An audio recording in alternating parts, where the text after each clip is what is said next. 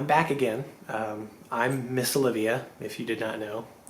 And I'm going to make a video today talking about something that I have dealt with for a while, and something that kind of doesn't get looked upon or doesn't really get recognized as much. And I'm going to kind of take you on my journey through it and how I became the way I am.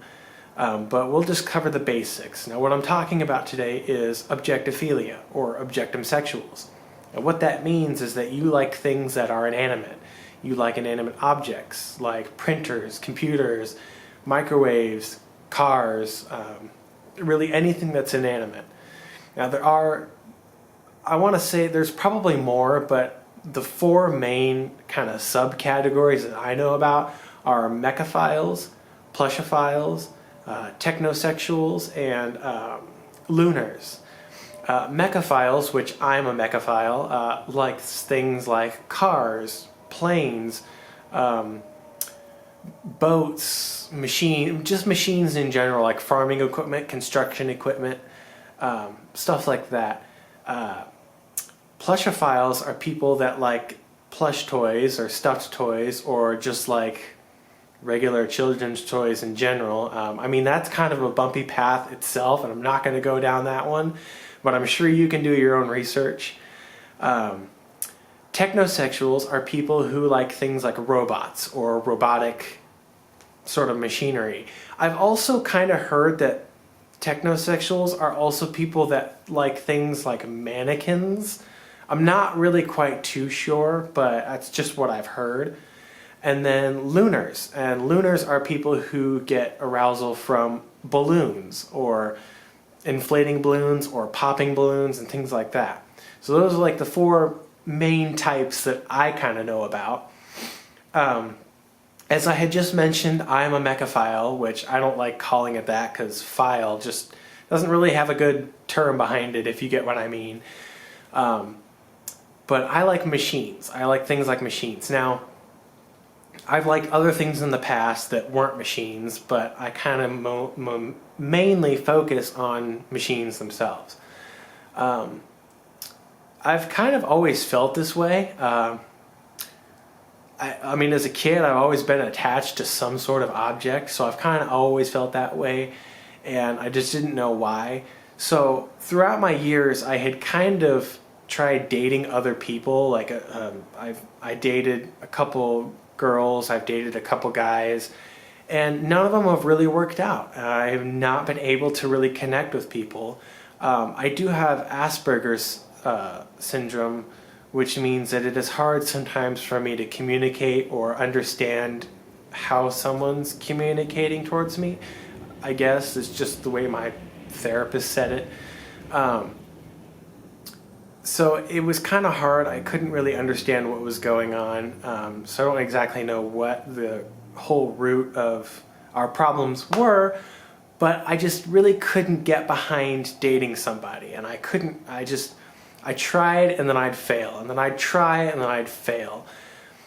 But for the longest time, all my life, I have loved cars, and I have loved airplanes, and farming equipment, and construction equipment.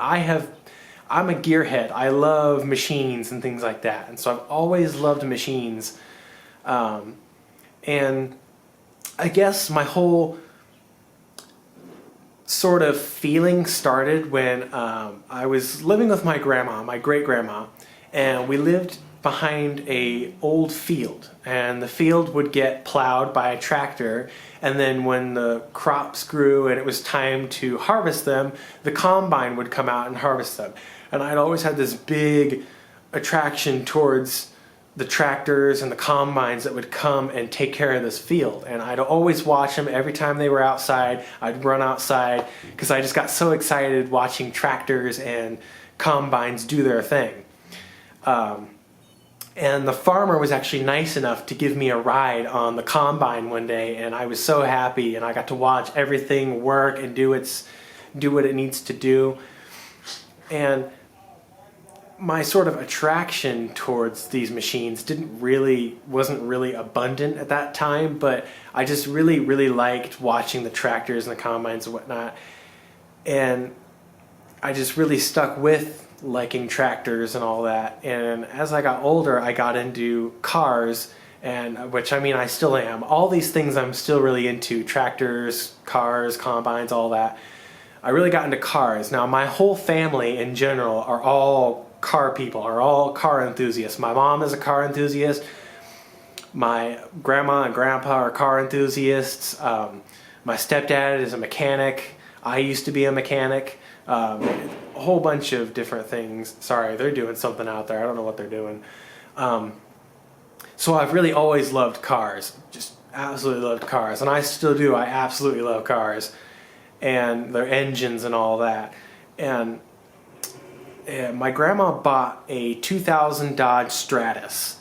And for some odd reason, I think this is where it all began, because I really started to feel sort of attraction to this car. I started to like its shape, its sort of look that it had on the front. It looked like it had such a cheery face, and I just really started to connect with that. And I dawned over this car. I dreamt about this car. I loved this car so much. I would give it hugs and kisses as if it were a real person.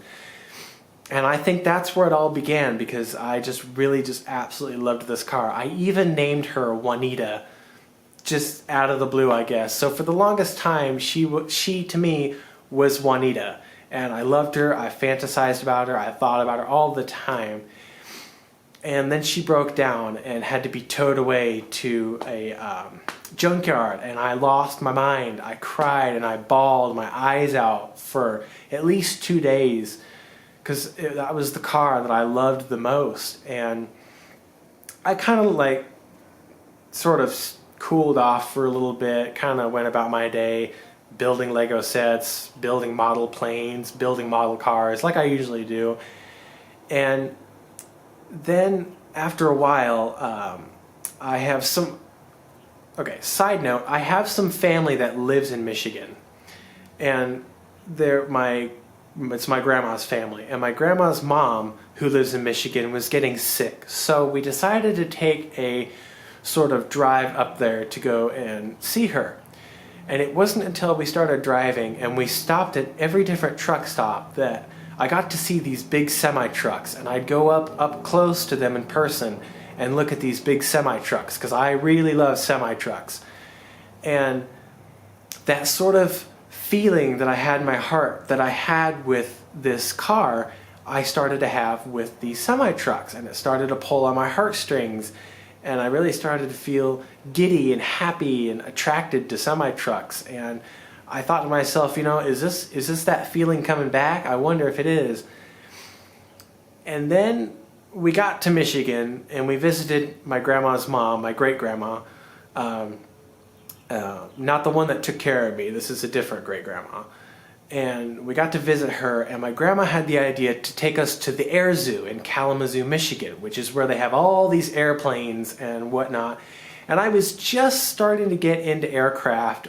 Didn't know much about them. I thought they were pretty cool, but I just wasn't really all there at the moment.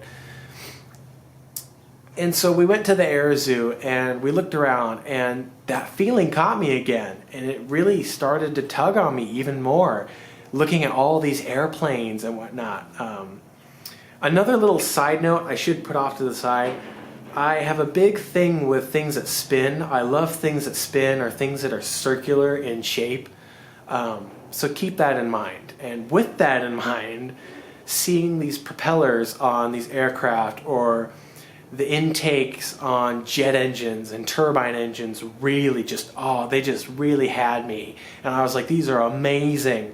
And that, again, that sort of feeling I had in my heart was starting to tug again and be like, you really like this, or you really, you know, and I just really loved it. And then I met her.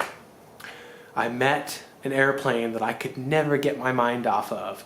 It was the SR-71 Blackbird, and I loved it. She is the fastest aircraft there. She looked beautiful. My favorite color is black, and the aircraft being black itself, I just loved it. And it had the word NASA on its tail fin, and I love NASA. I got a whole bunch of NASA stuff, if you can't already tell. And it said NASA on it, and I lost my mind. And so that's what really, really caught me. And I kind of cooled off again for a little bit, and I thought, you know, I'm going to start dating people because it just doesn't feel right to love machines or to love things. So I dated a couple people, and again, they all flopped. Everything flopped. I'm not really attracted to people. I couldn't get that same feeling in my heart that I got with machines to get with people, and I just couldn't do it. So finally, my last sort of relationship, if I can talk, my sort of last relationship I had kind of faded out and dropped off. I decided, you know what, maybe this is me. Maybe this is the way I am. And then I read about an aircraft called the Concorde. And I got a big model of the Concorde.